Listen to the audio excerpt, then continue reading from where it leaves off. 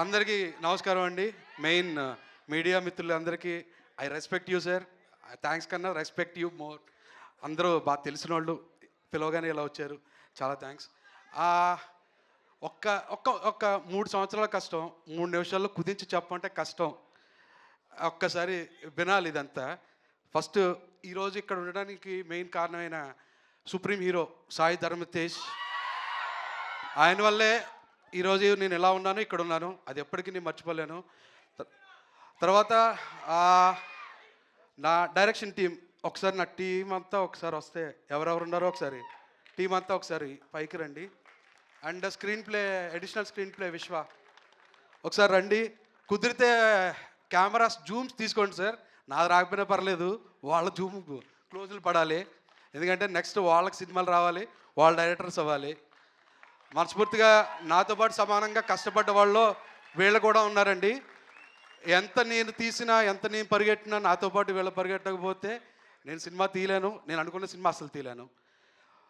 కాబట్టి వీళ్ళంతా కొంచెం టైం పట్టినా పర్లేదు బ్రదర్స్, ఎందుకంటే వాళ్ళ క్లోజ్లు ఇంపార్టెంట్. తర్వాత మధు గారు, ఈయన డైరెక్టర్ నేను అవ్వచ్చు, స్టోరీ రైటర్ నేను అవ్వచ్చు, కానీ నాతో సమానంగా డే అండ్ నైట్స్ ఈయన చాలా కష్టపడ్డారు. షూటింగ్లో కష్టపడ్డారు, మా ఆఫీస్లో రైటింగ్ అప్పుడు కష్టపడ్డారు, నైట్ మధుశాల సిట్టింగ్ వేసినప్పుడు కష్టపడ్డారు. అన్ని చోట్ల నాతో పాటు పెగ్గులో పోటీ పడ్డారు, రైటింగ్లో పోటీ పడ్డారు, అంత కష్టపడ్డారు. నాకెంత అంటే రేపు రిలీజ్ అయ్యి నాకెంత పేరు వస్తే సగం క్రెడిట్ మాత్రం మధు గారిదే.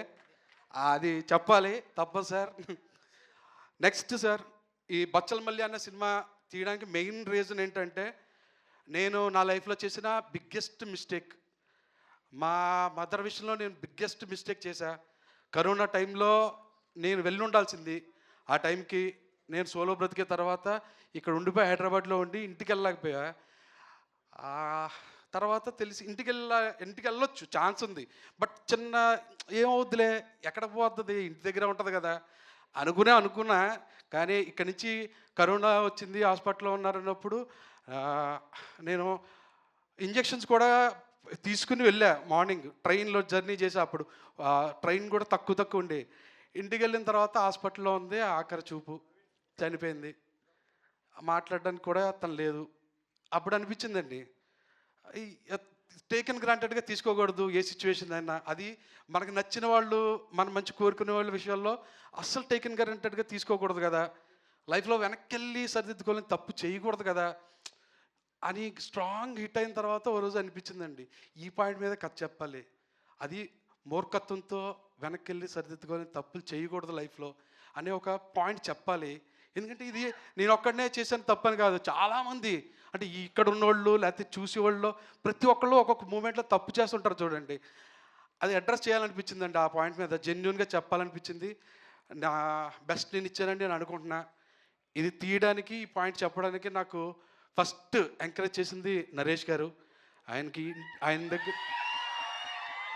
100% అండి. నరేష్ గారు లేకపోతే బచ్చల మల్లి అన్న క్యారెక్టర్ నేను ఇలా తీయలేకపోయినేమోనండి.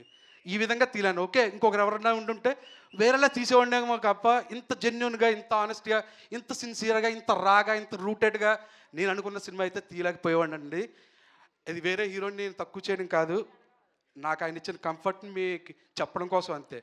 Sir thank you sir, thank you so much sir. నేను ఏం చెప్తే అది నమ్మారు సార్, నేను ఏం చెప్తే అది చేశారు సార్.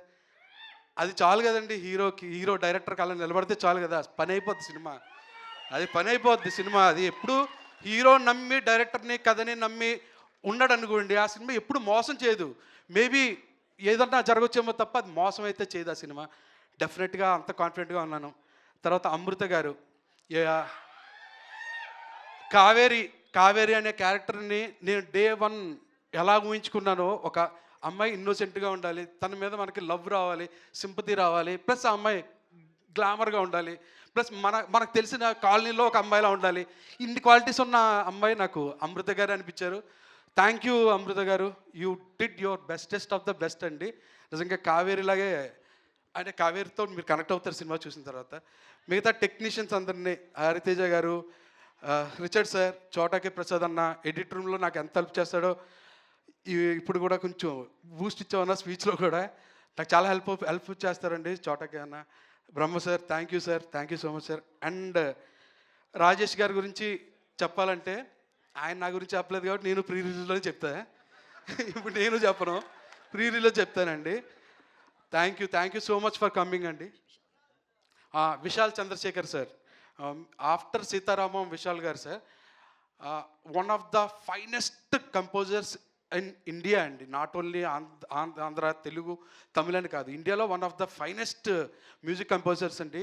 అందుకే అంత ఫైన్ కాబోతే నెక్స్ట్ ఆయన ఫౌజీ, ప్రభాస్ గారిది ఫౌజీ కూడా విశాల్ గారి మ్యూజిక్ డైరెక్టర్.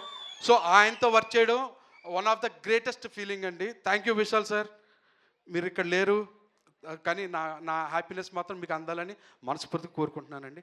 Thank you. ఇంకా ఎవరిదైనా పేర్లు మర్చిపోయి ఉంటే క్షమించండి. ప్రసాద్, ప్రసాద్ డార్లింగ్, ప్రసాద్ బాగా గుర్చేసాడు డార్లింగ్. పెద్దోడు, మీ పెద్దోడు, మా బచ్చలమల్లి తర్వాత కృష్ణ, నెక్స్ట్ జనరేషన్ యాక్టర్ అండి తను. డెఫినెట్గా చాలా మంచి కెరీర్ ఉన్న యాక్టర్. నువ్వు చాలా రోజులు వినబడతావు డార్లింగ్, నువ్వు వచ్చినప్పుడు ఇలాంటి సౌండ్లు కూడా వినబడుతుంటాయి. ఆ హ్యాపీ విషయం. థ్యాంక్ యూ సో మచ్ అండి. Thank you all. అండ్ మీకు చాలా థ్యాంక్స్ అండి, ఇంతలా వచ్చి సపోర్ట్ చేసి రియాక్ట్ అయినందుకు. ఇప్పుడు రియాక్షన్ లేకుండా పోయాయి. ఎందుకంటే ఒకప్పుడు ఇలా చూసేవాళ్ళు, ఇప్పుడు మొత్తం అంతా ఇలా అయిపోయింది ప్రపంచం, ఫోన్లో చూడడం. కాబట్టి కనీసం మీ ఆ రియాక్షన్ ఇచ్చారు చూడండి, దానికి చాలా థ్యాంక్స్ అండి. Thank you so much darling, thank you so much. And నా ఫ్రెండ్స్ ఎవరెవరు వచ్చారో వాళ్ళందరికీ కూడా చాలా థ్యాంక్స్ బ్రదర్. థ్యాంక్స్ రా.